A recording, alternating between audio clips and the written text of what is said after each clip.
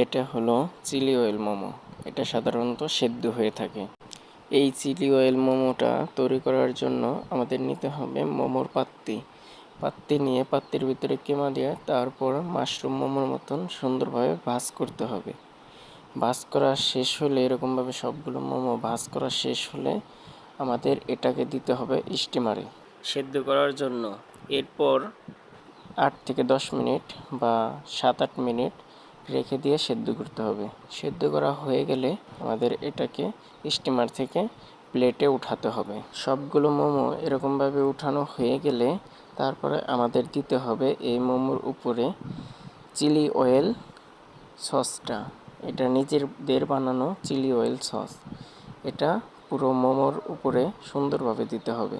এরপর হয়ে গেল আমাদের চিকেন চিলি অয়েল মোমো। এরপর আমাদের কাস্টমারকে দিতে হবে।